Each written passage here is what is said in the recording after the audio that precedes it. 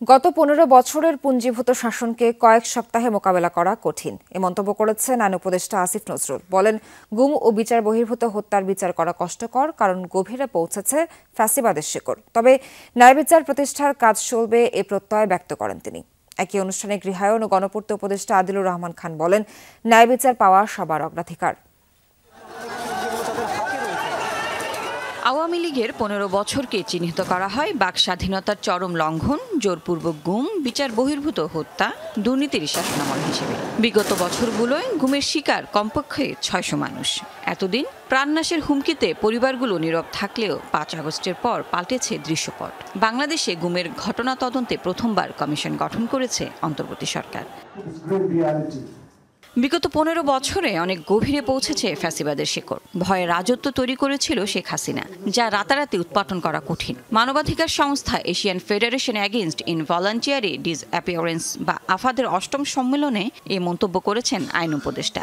হুঁশিয়ারি দেন, গুম, বিচার বহির্ভূত হত্যার বিরুদ্ধে চলমান থাকবে লড়াই। সেক্ষেত্রে গণতান্ত্রিক সরকারকেও এগিয়ে নিতে হবে এই প্রক্রিয়া। 15 বছরে এদের শেকড় অনেক দূর ছড়িয়ে রেখেছে। এত বছরের পুঞ্জীভূত ফ্যাসিবাদী শক্তিকে কয়েক সপ্তাহে মোকাবেলা করা কঠিন, এমনকি কমিশনের জন্যও কঠিন। তবে আমরা থেমে থাকব না, সেটা সরকারে থাকি অথবা রাজপথে। গুম হওয়া ব্যক্তিদের পরিবারগুলোর ক্ষতিপূরণ এবং আইনি সমস্যা সমাধানে অর্ডিন্যান্স জারির প্রয়োজনীয়তার কথা তুলে ধরেন অ্যাটর্নি জেনারেল। বিষয়টি বিবেচনাধীন জানান আইন উপদেষ্টাও। সম্পত্তির উত্তরাধিকার বা অন্য কোনো আইনি সমস্যায় যেন গুমের শিকার পরিবারগুলোকে পড়তে না হয়, সেজন্য একটি অর্ডিন্যান্স জারি করতে আইন উপদেষ্টাকে অনুরোধ জানাচ্ছি।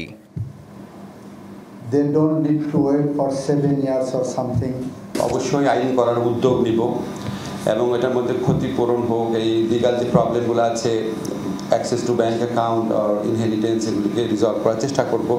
আমাদের আন্তরিকতা নিয়ে কোনো সন্দেহ রাখবেন না, শুধু এটুকু দাবি করি। আমাদের সক্ষমতার ঘাটতি থাকতে পারে, কিন্তু আমাদের আন্তরিকতা আর সাহসের কোনো অভাব নেই।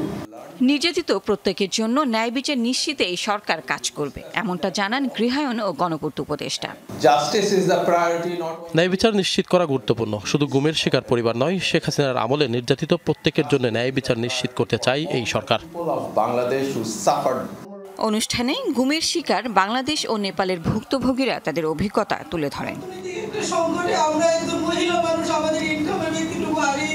Lovely Bithi, Jamuna news, Dhaka. Syllabus বদল করে তরুণ প্রজন্মকে আওয়ামী লীগ ভুল ইতিহাস শিক্ষা দিলেও তাদের বিপদগামী করতে পারেনি, যার প্রমাণ জুলাই আগস্টের গণঅভ্যুত্থান। এ মন্তব্য করেছেন বিএনপির স্থায়ী কমিটির সদস্য ডক্টর আব্দুল মঈন খান। বলেছেন, গণতন্ত্র এবং ভোটাধিকার প্রশ্নে এ জাতি বরাবরই উদ্বিগ্ন ছিল।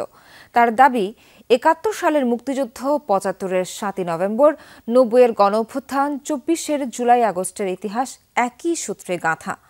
৭২ থেকে ৭৫ পর্যন্ত বাকশাল করে সকল দলের রাজনীতি নিষিদ্ধ করে মানুষের মধ্যে অধিকার ফিরে পাবার যে আকাঙ্ক্ষা তৈরি করেছিল, সেই আকাঙ্ক্ষা যেমন ৭ই নভেম্বরের জন্ম দিয়েছিল, তেমনি বিগত ১৬ বছরের অপশাসনের উদ্গীরণ হয়েছে ছাত্র জনতার জুলাই আগস্টের গণঅভ্যুত্থান।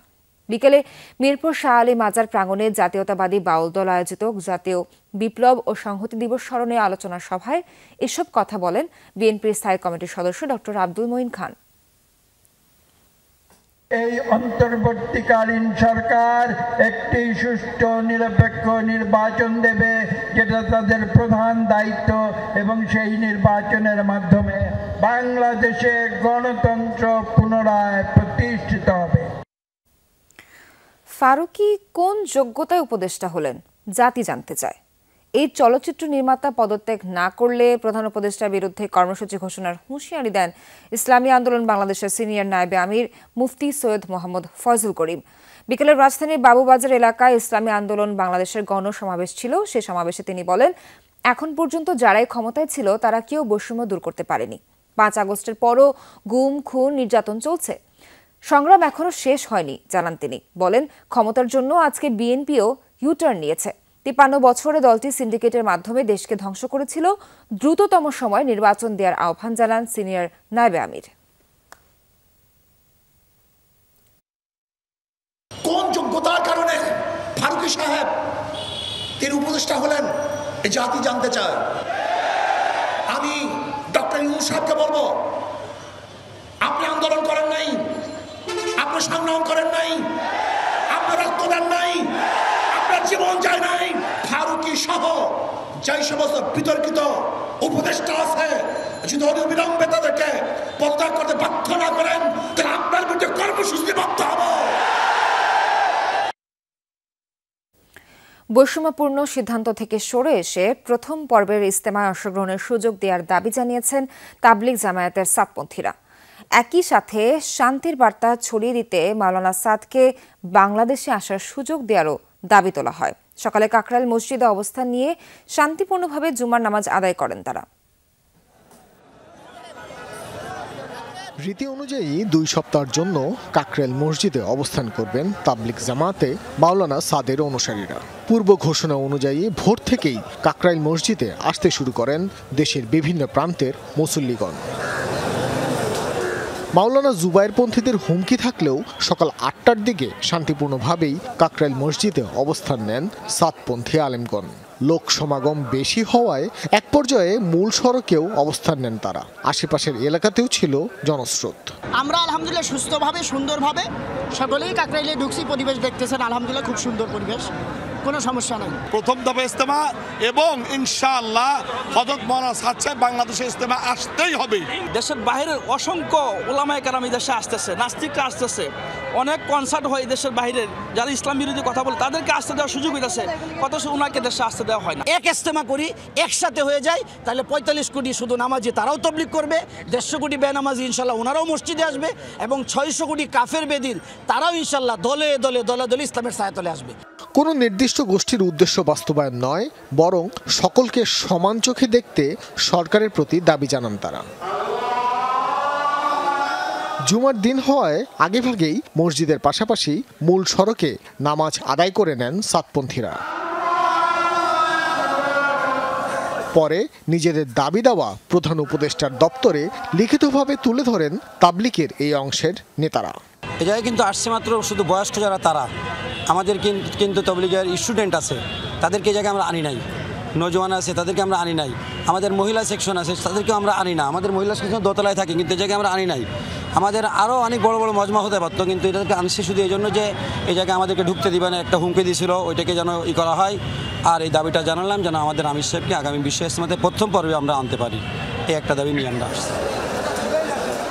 দুপুর 1:30টার পর মূল সড়ক থেকে নিজেদের অবস্থান সরিয়ে নেন সাতপন্থীরা। কিছু শঙ্কা থাকলেও শান্তিপূর্ণভাবেই শেষ হয় অবস্থান কর্মসূচি। ভাস্কর ভাদুরী, যমুনা নিউজ, ঢাকা। প্রশাসনের বিভিন্ন জায়গায় ফ্যাসিবাদের দোসরদের বের করে দক্ষ জনবল নিয়োগের কাজ চলছে। এ ব্যাপারে তথ্য দিয়ে সহায়তা করার আহ্বান জানিয়েছেন উপদেষ্টা আসিফ মাহমুদ। বিকেল অফিসার্স ক্লাবে গণঅভ্যুত্থানের 3 মাস শীর্ষক আয়োজিত আলোচনা সভায় তিনি এসব কথা বলেন। সব রাজনৈতিক দলকে 24-এর চেতনা ধারণের আহ্বান জানান। সরকারের সংস্কার কার্যক্রমের সাথে সবাইকে অংশ নেওয়ারও তাগিদ দেন। জনকল্যাণমূলক কাজে আমলাতান্ত্রিক জটিলতার দোহাই দেওয়া যাবে না বলেও জানান উপদেষ্টা। বলেন, অফিস কর্মকর্তা থেকে শুরু করে কেরানি সবাই ফ্যাসিবাদের দোসর ছিল। প্রতিটি রাজনৈতিক দলকে বিষয়টির প্রতি গুরুত্ব দিতে হবে। এ সময় আসিফ মাহমুদ বলেন, যারা জুলাই বিপ্লবে জীবন দিয়েছে তারা সুষ্ঠু রাষ্ট্র কাঠামো তৈরির জন্য জীবন দিয়েছেন। কিভাবে সংস্কার করলে, কাঠামোগত পরিবর্তন করলে ভবিষ্যতে আর কখনো প্রশাসনের এতটা দলীয়করণ সম্ভব হবে না। ভবিষ্যতে আর কখনো প্রশাসন এতটা দল দাসের মতো কার্যক্রম করবে না, জনগণের বিরুদ্ধে জনবিরোধী অবস্থান নেবে না। সেটা নিশ্চিত করার জন্য আপনাদের মতামত দেবেন এবং সেই অনুযায়ী সরকার জনপ্রশাসনের সংস্কার নিয়ে আসবে। রাজনৈতিক দলগুলো আওয়ামী লীগকে পুনর্বাসনের চেষ্টা করছে, এই অভিযোগ তুলেছে বৈষম্য বিরোধী ছাত্র আন্দোলন। তাদের দাবি, ফ্যাসিবাদকে স্বীকৃতি না দিয়ে মুজিববাদকে ধারণ করছে দলগুলো। অভ্যুত্থানের 100তম দিনে রায়েরবাজার কবরস্থান পরিদর্শন করেন তারা। জানায়, 127টি গণকবরে দাফন হওয়াদের শনাক্তে দ্রুত ব্যবস্থা নিতে হবে। ছাত্র নেতৃত্ব মনে করে, আহতদের চিকিৎসায় সুনির্দিষ্ট রোডম্যাপ দিতে পারেনি অন্তর্বর্তী সরকার। আহত নিহতদের পূর্ণাঙ্গ তালিকাও করতে পারেনি। জুলাই বিপ্লবের উত্তাল দিনগুলোতে রায়েরবাজার কবরস্থানে গণকবর দেয়া হয় আন্দোলনে নিহত অনেককে। এখনো সেখানে প্রিয় বাবা, প্রিয় স্বামীকে খুঁজে বেড়ান ভুক্তভোগীরা। তারা নিজেরাও ঠিক জানেন না অসংখ্য কবরের কোনটিতে প্রিয়জন ঘুমিয়ে আছেন অথবা আদৌ আছেন কিনা। আমার স্বামী রফিকুল ইসলাম, মোহাম্মদ রফিকুল ইসলাম। আমার বাবা কি দোষ করছিল? না তোমাদেরকে কোনো সময় কোনো কিছু বলছে, নাকি কারোর কোনো ক্ষতি করছিল? সবাই যাতে একসাথে কাজ করে, আর আমাদের এই শহীদ ভাইদেরকে কেউ যাতে ভুলে না যায়। জুলাই বিপ্লবের ১০০তম দিনে রায়েরবাজার কবরস্থানে আসেন বৈষম্য বিরোধী ছাত্র আন্দোলনের নেতৃত্ব। কবর জিয়ারত করে জানান ১২৭টি গণকবর শনাক্তের কথা। এখানে র্যাব যে একটা গণহত্যা চালিয়েছে, এটাকে কিন্তু নানানভাবে ধামাচাপা দেওয়ার চেষ্টা করা হচ্ছে। এখানে যে গণকবরগুলো আছে সেগুলো শনাক্ত করা খুব জরুরি। সরকারের পক্ষ থেকে এখনও পরিষ্কার কোনো পদক্ষেপ নেওয়া হয়নি। তো আমরা এক্সপেক্ট করব যে ডিএনএ টেস্ট করে এখানে অন্তত একটা তাদের প্রপার একটা তালিকা তৈরি করা। ছাত্র নেতৃত্ব মনে করে রাজনৈতিক দলগুলো ফ্যাসিবাদকে সমর্থন দিয়ে আওয়ামী লীগকে পুনর্বাসনের চেষ্টা করছে। আওয়ামী লীগের ভোট ওই কিছু ফ্যাসিস্টদের ভোট ক্যারি করার জন্য আমাদের দেশের রাজনৈতিক দলগুলো তাদেরকে আওয়ামী লীগকে পুনর্বাসন করছে, যা হতাশা, লজ্জা আর ঘৃণার। সামান্য ক্ষমতার লোভে তারা কিভাবে এটা করে আমরা আসলে জানি না। ফ্যাসিবাদী যে আইকন শেখ মুজিব, যাকে একটি আইকনে পরিণত করে এক দেশ এক দল এক নীতি বা ফ্যাসিবাদ কায়েম করা হয়েছিল, মুজিববাদ, এই ব্যাপারেও আমরা নমনীয় নীতি লক্ষ্য করেছি বিভিন্ন রাজনৈতিক দলে। এবং এর ফলে আমাদের মধ্যে আশঙ্কা জেগেছে যে গণমানুষের আকাঙ্ক্ষার সাথে আসলে কোনোভাবে এখানে আপোষ রফা করার কোনো চেষ্টা হচ্ছে কিনা। এর আগে দুপুরে সোহরাওয়ার্দী হাসপাতালে চিকিৎসাধীন ৬ আন্দোলনকারীকে দেখতে এসে বৈষম্য বিরোধী ছাত্র আন্দোলন জানায় এখনও জুলাই বিপ্লবে হতাহতদের সঠিক তালিকা ও চিকিৎসা ব্যবস্থা করতে পারেনি অন্তর্বর্তী সরকার। সরকারের পক্ষ থেকে একটা প্রপার প্ল্যানিং ছিল না, একটা রোড ম্যাপ থাকে কিভাবে তারা আসলে আহতদের চিকিৎসাটা করবেন, কিভাবে সামনের দিনে আহতদের পুনর্বাসন করবেন, কর্মসংস্থানের ব্যবস্থা করবেন। এখনো পর্যন্ত সরকার কোনো প্রপার আহতদের তালিকা, নিহতদের তালিকা কিন্তু প্রেজেন্ট করতে পারেনি। দেশ জুড়ে আহতদের সার্বক্ষণিক চিকিৎসা নিশ্চিত করার দাবি জানান উমামা ফাতেমা। সেই সঙ্গে আহতদের পুনর্বাসন ও কর্মসংস্থান নিশ্চিত করার কথাও বলে বৈষম্য বিরোধী ছাত্র আন্দোলন। আমাদের কি চোখ পচে যাওয়ার পর কি আমাদেরকে ট্রিটমেন্ট দিবে নাকি বাংলাদেশ সরকার? সাইফুদ্দিন রবিন, যমুনা নিউজ, ঢাকা। বিদেশি শক্তিকে ভুল বুঝিয়ে আবারও ক্ষমতায় আসার স্বপ্ন দেখছে ফ্যাসিস্ট আওয়ামী লীগ। বিকেলে মজলুম জননেতা মাওলানা ভাসানীর ৪৮তম মৃত্যুবার্ষিকী উপলক্ষে গণসংহতি আন্দোলনের কেন্দ্রীয় সমাবেশে এই অভিযোগ তোলেন দলটির প্রধান সমন্বয়ক জোনায়েদ সাকি। তিনি বলেন, ট্রাম্পের পোস্টার নিয়ে মিছিল করে ক্ষমতায় ফেরা যাবে না। জানান, ফ্যাসিবাদকে বাংলার জনগণ আর কখনো মেনে নেবে না। দেশে যাতে আর কখনো ফ্যাসিস্টরা ফিরে আসতে না পারে তার জন্য নতুন রাজনৈতিক বন্দোবস্তের উপর গুরুত্ব আরোপ করেন তিনি। ভারতকে কোনো রাজনৈতিক দলের দোসরের ভূমিকায় দেখতে চায় না বাংলার মানুষ, এমনটা মন্তব্য করেন তিনি। প্রতিবেশীদের প্রতি বাংলাদেশিদের মনোভাব বোঝার আহ্বান জানান তিনি। এ সময় অন্তর্বর্তী সরকারের আইনশৃঙ্খলা পরিস্থিতি নিয়ে দুর্বলতার সমালোচনাও করেন জোনায়েদ সাকি। দ্রব্যমূল্য কমাতে দ্রুত ব্যবস্থা নেওয়ার দাবি সহ আগামী নির্বাচনের রোড ম্যাপ ঘোষণার দাবি তোলা হয় সমাবেশে। এখন ভারতের পায়ে ধরেছেন, এই দেশের মানুষকে হত্যা করে ক্ষান্ত হন নাই। এখন এই দেশের বিরুদ্ধে, আমাদের সার্বভৌমত্বের বিরুদ্ধে আজকে ষড়যন্ত্র শুরু করেছেন। আন্তর্জাতিক অপরাধ ট্রাইব্যুনালের চিফ প্রসিকিউটর অ্যাডভোকেট তাজুল ইসলামকে নিয়ে দেয়া বক্তব্য প্রত্যাহার করেছেন গণ অধিকার পরিষদের সভাপতি নুরুল হক নূর।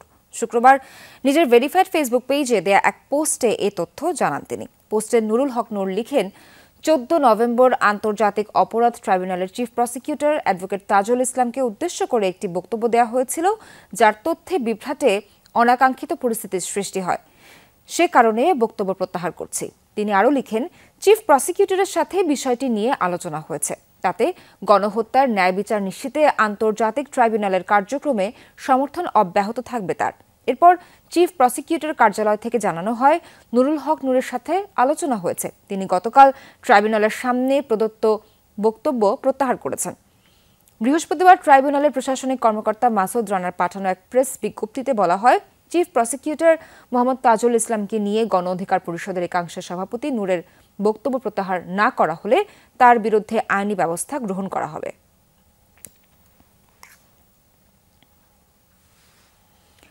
বিএনপি চেয়ারপারসন খালেদা জিয়াকে হত্যা চেষ্টা মামলায় সাবেক সংসদ সদস্য এবং জাতীয় পার্টি প্রেসিডিয়াম সদস্য গোলাম কিবরিয়া টিপুর জামিন নামঞ্জুর করে কারাগারে পাঠিয়েছেন আদালত।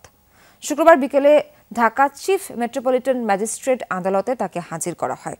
মামলার তদন্ত শেষ না হওয়া পর্যন্ত কারাগারে আটক রাখার আবেদন করেন তদন্তকারী কর্মকর্তা।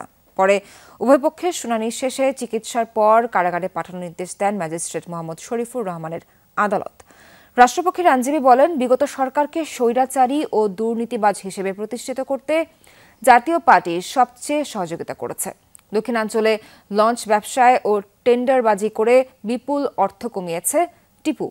তার আইনজীবীরা নির্দোষ দাবি করে জামিন চাইলে তা নামঞ্জুর করেন আদালত। পরিবারের সঙ্গে সময় কাটাতে দেশে এসে খুন হলেন যুক্তরাজ্য প্রবাসী এক চিকিৎসক। বৃহস্পতিবার শেষ রাতে রাজধানীর ধানমন্ডিতে হয় এই ঘটনা। সিসিটিভি ফুটেজ উদ্ধার হলেও এখনও কাউকে শনাক্ত করতে পারেনি পুলিশ। জড়িতদের ধরতে অভিযান চলছে বলে জানান কর্মকর্তারা। সিসি ক্যামেরার ফুটেজে দেখা যায় রাত 2:30টার দিকে দুই ব্যক্তি দুই পাশ দিয়ে দৌড়ে পালিয়ে যায়। এরাই ডাক্তার AKM আব্দুর রশিদের খুনের অন্যতম সন্দেহভাজন। ধানমন্ডি আচের এই সড়কের 294 নম্বর বাড়িতে স্ত্রী সহ থাকতেন ডাক্তার আব্দুর রশিদ, যিনি যুক্তরাজ্যের নাগরিক। মাত্র 10 দিন আগে ছুটি কাটাতে এসেছিলেন দেশে। স্বজন ও প্রতিবেশীরা জানান, রাতে তাহাজ্জুদের নামাজ পড়তে উঠলে দোতলার দরজা খুলে বের হন তিনি। এ সময় 3 দুর্বৃত্ত ঘরে ঢোকার চেষ্টা করলে ধস্তাধস্তির এক পর্যায়ে আব্দুর রশিদকে ছুরিকাঘাত করে পালিয়ে যায় দুর্বৃত্তরা। পরে হাসপাতালে নেওয়ার পর মারা যান তিনি। ছাদ বারান্দা আছে, আমরা যেখানে আছি এটা ছাদের বারান্দাটা, যেটা মানে পোর্চ যেটাকে বলে, সিঁড়ির পোর্চে একটা দরজা আছে। উনি 2:30টার দিকে তাহাজ্জুদের নামাজ পড়ার জন্য উঠে, এবং ওঠার পরে যেহেতু উনি নামাজ পড়বে এবং আলো বাতাসের জন্য দরজাটা খোলা রাখেন, উনি ভিতরে নামাজ পড়ছিলেন এবং সেই ক্ষেত্রে ওনার সাথে একটা ইনসিডেন্ট একটা হয়ে যায়। কিছু না পাওয়ার কারণে উনি হয়তো রেজিস্ট করেছিলেন। দেন আমার জেঠিমা, যিনি পাশে রুমে ছিলেন, উনি অনেক চিৎকার চেঁচামেচি করছিলেন। সেটা শুনে আশেপাশের লোকেরা বিল্ডিং থেকে তারা সাউন্ড করছিল তখন সেটা দেখে তারা ভয়ে পালিয়ে যায়।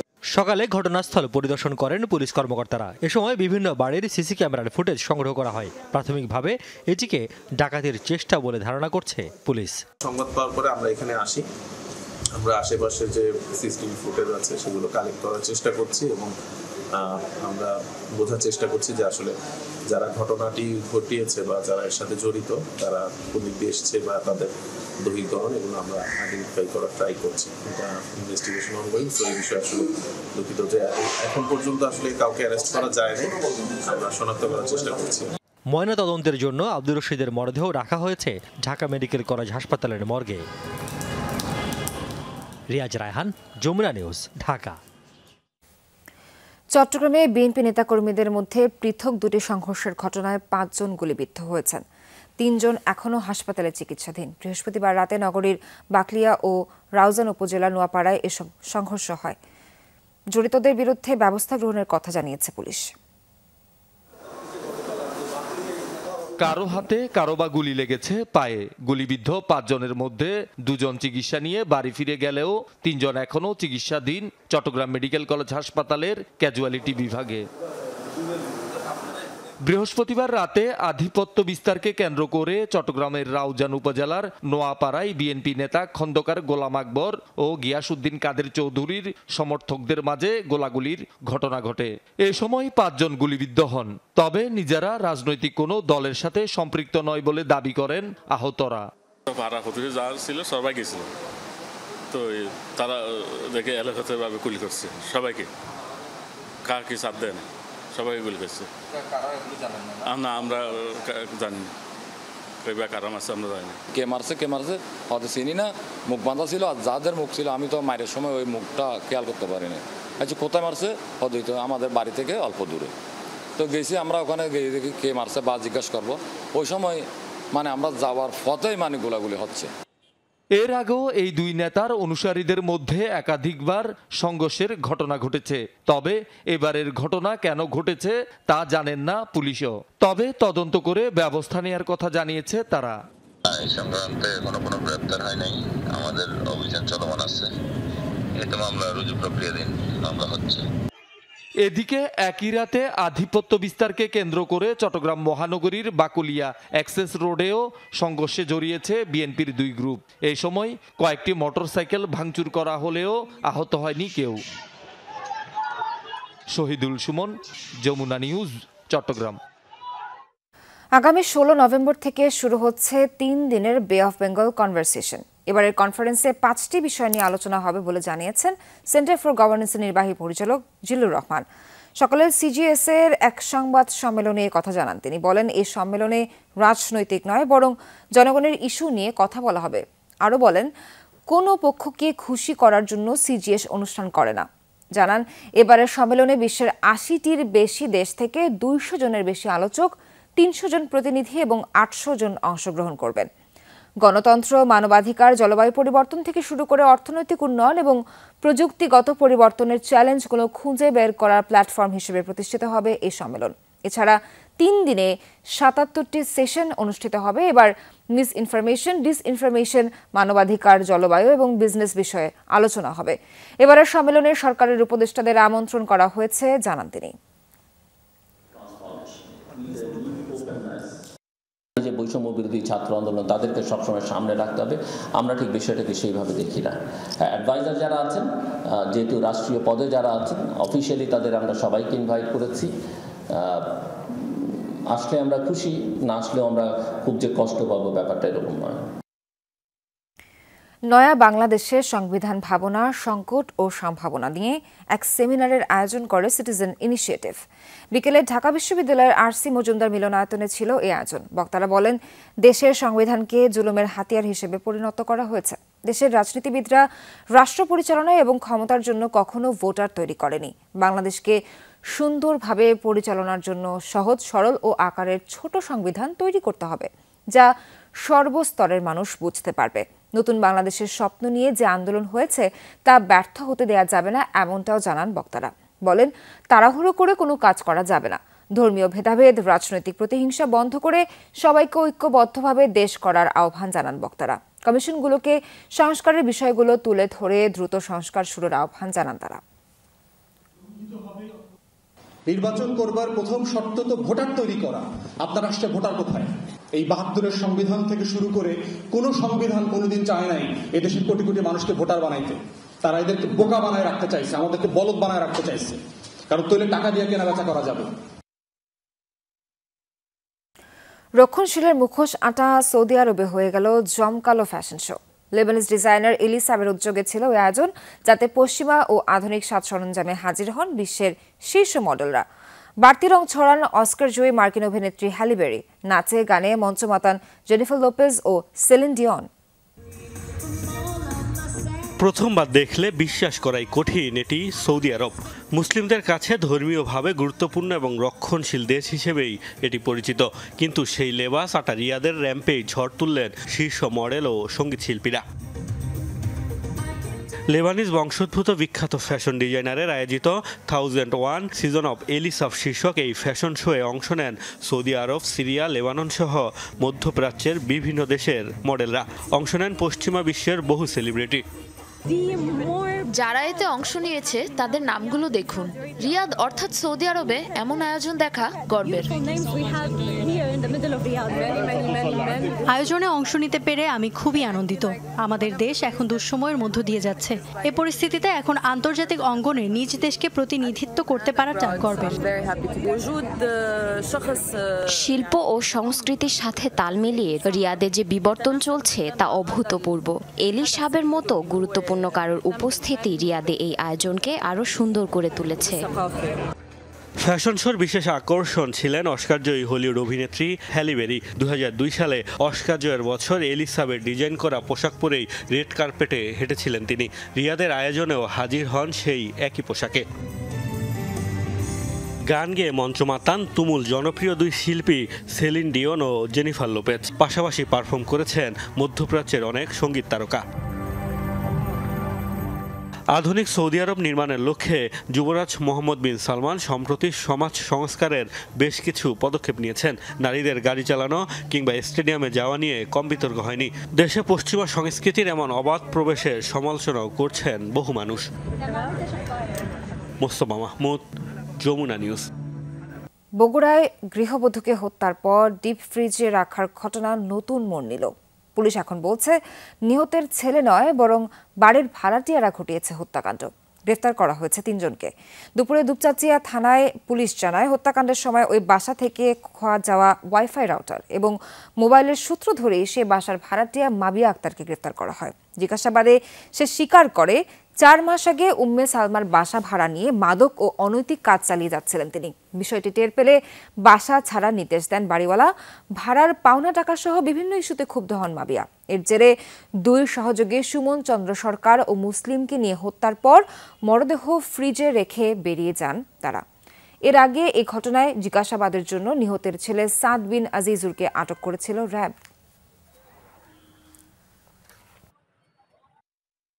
সকলেই মর্মাহত। যেই সন্তান, আমি একটা আলিম মানুষ, এলাকার সুনামধন্য ব্যক্তি, আমার অত্যন্ত মানক্ষুণ্ণ করা হচ্ছে এই ব্যাপারে।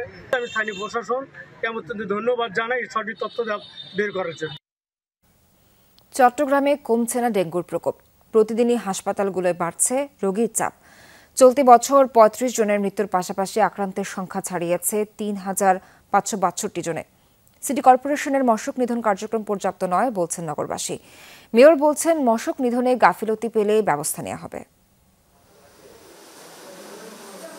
নোয়াখালীতে বেড়াতে গিয়ে জ্বরে আক্রান্ত হন চট্টগ্রামের বাসিন্দা আব্দুল কাইয়ুম। সেখানে এক গ্রাম্য চিকিৎসক কোনো পরীক্ষা নিরীক্ষা ছাড়াই অ্যান্টিবায়োটিক দিলে তা খেয়ে অবস্থার অবনতি ঘটে। পরে চট্টগ্রাম এসে চিকিৎসকের পরামর্শে পরীক্ষা করালে ধরা পড়ে ডেঙ্গু। তারপর থেকেই 1 সপ্তাহ ধরে চিকিৎসাধীন চট্টগ্রাম মেডিকেল কলেজ হাসপাতালে। অ্যান্টিবায়োটিক ওষুধ দিয়েছে, এমনি একটা 70 টাকা দামের ডোজ দিয়ে বলতেছে এগুলো 3 দিন খান, 3 দিন পর ভালো হয়ে যাবে। একদিন খাওয়ার পর আমার অবস্থা অনেক খারাপ, মানে জ্বর উঠলে 8-10 জন আমাকে চিবি ধরে, মুখ দিয়ে লোল বেরোয়, তারপরে 10-15 বাল্টি মাথায় পানি ঢালতে হয়। কাইয়ুমের মতো অনেকেই প্রতিদিন ডেঙ্গু আক্রান্ত হয়ে ভর্তি হচ্ছেন হাসপাতালে। গত 24 ঘন্টায়ও একজনের মৃত্যুর পাশাপাশি নতুন করে ডেঙ্গু আক্রান্ত হয়েছেন 35 জন, যাদের অধিকাংশই নগরীর বাসিন্দা। ডেঙ্গু থেকে নিউমোনিয়া হয়েছে, নিউমোনিয়া হয়ে পেটে পানি জমছে, লাংসে পানি টানি এইসব জমছে। ওষুধ খাইলে আবার কমে, আবার ওষুধ না খাইলে আবার বেড়ে যায়। পরে এরকম 2 দিন থাকার পরে মেডিকেল টেস্ট করার পর ডেঙ্গু পজিটিভ আসছে। ডেঙ্গু থেকে আমার কিডনিতে পানি চলে আসছে, আর শ্বাসকষ্ট, শ্বাস নিতে পারতেছি না, শ্বাস নিতে কষ্ট হইতেছে। জ্বর ছিল, জ্বরে প্রথমে ডাক্তারের দেখিয়েছিলাম, এখানে রিপোর্ট দিছে, এখানে তারপর রিপোর্ট খারাপ পড়ছে, এখানে চলে আসছে। এদিকে লক্ষণ দেখা দিলেই সময় ক্ষেপণ না করে দ্রুত বিশেষজ্ঞের পরামর্শ নেওয়ার কথা বলছেন চিকিৎসকরা। প্রাথমিকভাবে যে সিমটমগুলো দেখা দেয়, একদিনের জ্বর, গায়ে ব্যথা, তারপর হচ্ছে চোখে পিছনে ব্যথা, এগুলো যখন দেখা দিবে তখন যাতে তারা সচেতন হয়ে হসপিটালে যোগাযোগ করে দ্রুত। রোগী ও স্বজনদের দাবি, ডেঙ্গুর প্রকোপ বাড়লেও বাড়েনি সিটি কর্পোরেশনের তৎপরতা। মাঝে মধ্যে ওষুধ ছেটালেও তা পর্যাপ্ত নয় বলছেন অনেকে। দেখিনি তো পর্যাপ্ত মনে হবে কিভাবে? ডেঙ্গু প্রতিরোধের যে ধরনের ব্যবস্থাপনা নেওয়া দরকার তা কোনো অংশেই নেই, একেবারে গাফিলতি বলে আমার মনে হচ্ছে। ডেঙ্গুর ওষুধ আগে অনেকবার দেওয়া হয়েছিল, কিন্তু এখন দেওয়া হয় নাই, কিন্তু এখন ওষুধের একদম কোনো নাম নিশানে নেই। আমাদের দাবি হলো কি আপনার এগুলা প্রতিদিন মারার, প্রতিদিন পরিষ্কার করা, এগুলা নোংরা অবস্থায় আছে বেশি। নালা মধ্যে মশা এরম করে, আমাদের বাসার পাশেও মশা, আমরা দেখি না। তবে ওষুধ ছেটানোর ক্ষেত্রে পরিচ্ছন্নতা কর্মীদের গাফিলতি পেলেই কঠোর ব্যবস্থা নেওয়ার কথা বলছেন মেয়র।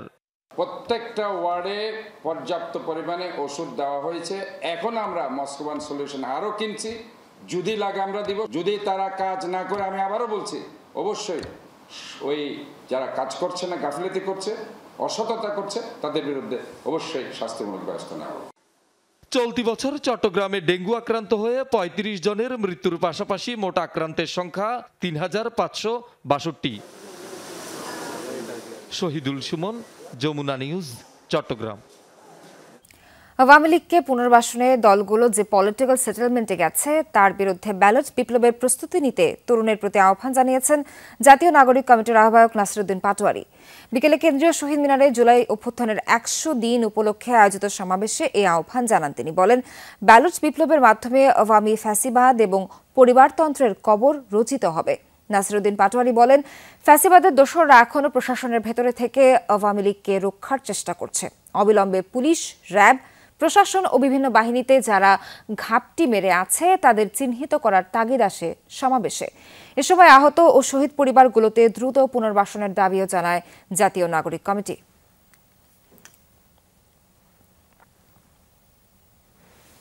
ব্যালট বিপ্লবের মধ্য দিয়ে আগামীর তরুণরা আপনাদের যে ইলেকশন প্রসেসের যে লেজিটিমেসি আপনারা বলতেছেন সেই জায়গাতে আপনাদের কবর রচনা করবে।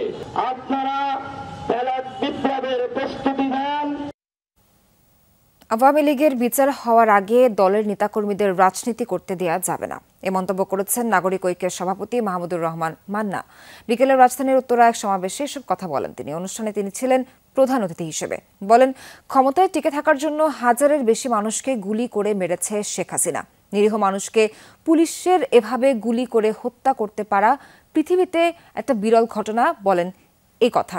তিনি বলেন, এত বড় অপকর্মের পরও আওয়ামী লীগের নেতাকর্মীদের কোনো অনুশোচনা নেই। জুলাই আন্দোলনে যারা প্রাণ হারিয়েছে তাদের পরিবারকে আর্থিকভাবে পর্যাপ্ত সহযোগিতা দেওয়ার দাবিও জানান নাগরিক ঐক্যের সভাপতি। বলেন, সুন্দর একটা দেশ গঠনই এখন সব মানুষের চাওয়া। লক্ষ্য হচ্ছে সেই রকম দল থাকতে হবে, মানুষের কাছে বলতে হবে, মানুষই শেষ পর্যন্ত তাদের সিদ্ধান্ত নেবে। জনগণের উপরে কোনো শক্তি নাই। যত বড় দল হোক, যত মাস্তানদের দল হোক, যত টাকাওয়ালাদের দল হোক, যদি জনগণ বলে আমি তোমার দলকে ভোট দেব না, তাহলে সেই দল কোনো শক্তিশালী দল হতে পারে। শিক্ষার্থীদের জন্য দ্বিতীয়বারের মতো অনুষ্ঠিত হচ্ছে ব্যবসা ও অর্থনীতি বিষয়ক আইএইচএসপি আন্তঃ স্কুল বিজনেস কার্নিভাল। সকালে রাজধানীর Uttara International Hope School Bangladesh IHSP প্রাঙ্গণে শুরু হয় 3 দিনের এই উৎসব। অকটেক্সের সহযোগিতায় আইএইচএসপির বিজনেস ক্লাব আয়োজন করেছে এই কার্নিভাল। অংশ নিয়েছে ঢাকার 50টি স্কুলের 6 শতাধিক শিক্ষার্থী। সকাল 9টায় স্কুল প্রাঙ্গণে শুরু হয় আনুষ্ঠানিকতা। উদ্বোধন করেন ব্রিটিশ ডেপুটি হাই কমিশনার এবং বাংলাদেশের ব্রিটিশ ডেভেলপমেন্ট পরিচালক জেমস গোল্ডম্যান, ট্রেড অ্যান্ড ইনভেস্টমেন্টের পরিচালক ড্যান পাশা, ইংল্যান্ডের স্টার্লিং এডুকেশনের চিফ এক্সিকিউটিভ অফিসার এবং ইন্টারন্যাশনাল হোপ স্কুলের চেয়ারম্যান টিমোথি ডোনাল্ড ফিশার। রোববার পর্দা নামবে এই আয়োজনের। রাজধানীর হাতিরঝিলে হয়ে গেল ইন্সপায়ারিং বাংলাদেশ ফ্যামিলি রান 2024। ভোর 6টায় আয়োজনটি শুরু হয়। উদ্যোক্তারা জানিয়েছেন, দেশের তরুণ প্রজন্মের কাছে বিজয়ের মাহাত্ম্য প্রচারের উদ্দেশ্যে এই মিনি ম্যারাথন আয়োজন করা হয়েছে। ভোরের আবছা আলো কেবল ধরা দিয়েছে পূবের আকাশে। এরই মাঝে হাতিরঝিলে শুরু হয় inspiring Bangladesh family run 2024। 7.5 kilometre দৌড় আয়োজনে অংশ নেন বিভিন্ন বয়সী 2100 প্রতিযোগী। তারা জানান, সুস্থ সবল থাকতে দৌড়ের বিকল্প নেই। 7.5 কিলোমিটার শেষ করেছি 25 মিনিট 45 সেকেন্ডে, চ্যাম্পিয়ন হয়েছি।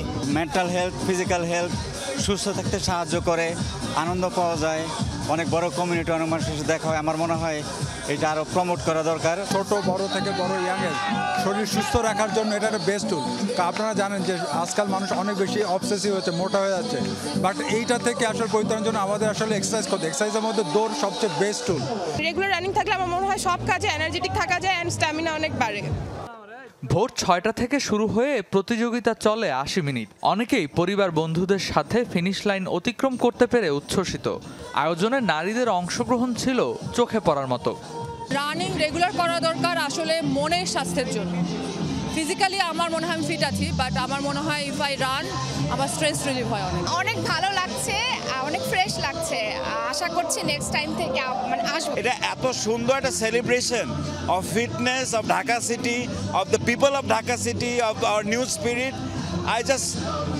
আমি খুব ভালো লাগলো। শারীরিক অনুশীলন এবং স্বাস্থ্য গঠনে ইতিবাচক বার্তা দিতে দৌড়ের ধারাবাহিকতা ধরে রাখার কথা জানান আয়োজকরা। মেন্টাল হেলথ, ওয়েল বিইং বা হেলদি লিভিং নিয়ে কাজ করছি, যে like how it's more impactful at the same time কিভাবে এটা অ্যাজ এ নেশন আমরা কিভাবে আরও প্রপার ওয়েতে আগাতে পারি, কারণ সুস্থতার কোনো বিকল্প নেই এবং মানসিক স্বাস্থ্যের যে প্রয়োজনীয়তা এই জিনিসটার থেকেই কিন্তু আমরা যেটা দেখেছি যে প্রতিদিন এই রানিং বা ফিজিক্যাল অ্যাক্টিভিটিসের প্রয়োজনীয়তা। ফিনিশ লাইন শেষ করে মেডেল বুঝে নেন অংশগ্রহণকারীরা। আনন্দ ভাগাভাগি করেন বন্ধু স্বজনদের সাথে। দৌড়ের সেরা ফিনিশার 3 জনকে দেয়া হয় পুরস্কার। রেদওয়ান আহমেদ, যমুনা নিউজ, ঢাকা। আজিমপুরে মেডিকেল স্টাফ কোয়ার্টারের একটি বাসায় টাকা ও স্বর্ণালংকার লুট করেছে ডাকাত দল। পরে বাসার শিশু সন্তানকে অপহরণ করে নিয়ে গেছে দুর্বৃত্তরা। সহকর্মী আরিফুর রহমান সবুজ আছেন সেখানে। সবশেষ তথ্য জানতে যাব তার কাছে। সবুজ, আপনি শুনতে পাচ্ছেন নিশ্চয়ই, সবশেষ কি তথ্য আছে আপনার কাছে ঘটনা নিয়ে জানাবেন আমাদের।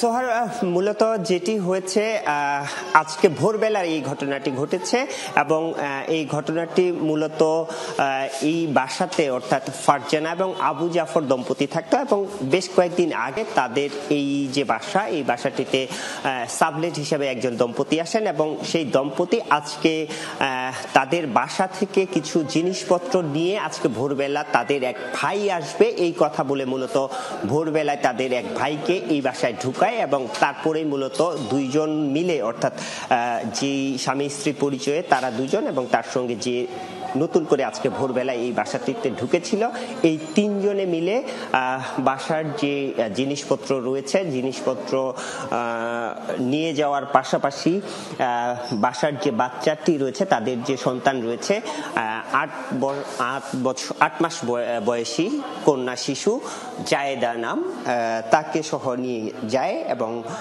এরপর থেকে আসলে তার কোনো খোঁজ মিলছে না। তার যে নাম্বার বা তার যে পরিচয় সেগুলোও আসলে ভুয়া নাম ঠিকানা তাদেরকে দেয়া হয়েছিল তাদের সাথে যে সাবলেট ওঠার সময়, এরপর থেকে তাদের খোঁজ মিলছে না। এখানে আমরা এসে যতটুকু দেখেছি এর মধ্যেই এখানকার যে আবু জাফর যিনি কর্তা তিনি মূলত এর মধ্যেই থানায় লালবাগ থানায় রয়েছেন এবং পাশাপাশি যে ফারজানা তিনি স্বরাষ্ট্র মন্ত্রণালয়ের 60 মুদ্রাক্ষরিক হিসাবে কাজ করতেন। স্বরাষ্ট্র মন্ত্রণালয়ের তার সহকর্মীরা আছেন এবং ডিবি পুলিশের কিছু কর্মকর্তা এসেছেন। ঘটনাটি তারা জানার চেষ্টা করছেন এবং সিসিটিভির ফুটেজও উদ্ধার করা হয়েছে। তারা আশা করছেন যে কিছুক্ষণের মধ্যেই বা অল্প সময়ের মধ্যেই শিশুটিকে উদ্ধার করতে সক্ষম হবেন। সবুজ, এখনো তার মানে তদন্ত চলছে, কারা সন্ত্রাসী, কারা বাচ্চাটিকে নিয়ে গেছেন এ বিষয়ে কিছু জানা যায়নি। সবশেষ তথ্য জানানোর জন্য ধন্যবাদ। আবারও আপনার সাথে যুক্ত হয়ে পরবর্তী তথ্য জেনে নেব। অনুষ্ঠিত হলো পাওয়ার অফ শি আয়োজিত নারী উদ্যোক্তা মেলা অনুপমা তুমিই গড়বে দেশ। 2 দিন ধরে চলবে মেলা। সকালে ধানমন্ডির মাইরাস সেন্টারে মেলার উদ্বোধন করা হয়। দেশের বিভিন্ন স্থান থেকে পণ্য নিয়ে এসেছেন নারী উদ্যোক্তারা। মেলায় 27টি স্টলে আছে দেশীয় ও ঐতিহ্যবাহী পোশাক, শাড়ি, হাতে বানানো গহনা এবং নান্দনিক হস্তশিল্প সহ আছে বিভিন্ন খাবার। নারী উদ্যোক্তাদের জীবন সংগ্রাম, সাহস ও সৃজনশীলতার প্রতিচ্ছবি উঠে এসেছে এই মেলায়। এ সময় পাওয়ার অফ শির প্রজেক্ট চিফ সাবিনা সাবি বলেন, মেলা শুধু প্রদর্শনী নয় বরং এটি বিশেষ প্ল্যাটফর্ম যেখানে নতুন ও অভিজ্ঞ নারী উদ্যোক্তারা নিজের কাজ তুলে ধরতে এবং দক্ষতা বাড়াতে একত্রিত হয়েছেন। পুরনো যারা আছে তাদের কাছ থেকে আসলে শেখার অনেক কিছু আছে। আপুদেরকে নিয়ে একটা ছোট পরিসর একটা লাইক কমেন্ট দিয়ে পেজকে আপাতত গ্রো আপ করছি। চাকুরিজীবী হোক কিংবা তিনি যেই হোক কিংবা যে কোনো এইজেরই হোক সুযোগ করে দিচ্ছে। যেসব নারী উদ্যোক্তারা আছে তারা তো একেবারেই পথে বসেছে, সেখান থেকে আমরা বলেছিলাম আবেদন করার জন্য যারা আসতে চায় আমাদের এখানে তাদেরকে আমরা ফ্রি স্টল দেব। নতুন উদ্যোক্তাদেরকে আমরা অভিজ্ঞ যারা উদ্যোক্তা আছেন তাদের সাথে এক প্ল্যাটফর্মে দিতে চেয়েছি। দর্শক, এই ছিল আজকের সব খবরের আয়োজনে। এতক্ষণ সঙ্গে থাকার জন্য সবাইকে ধন্যবাদ।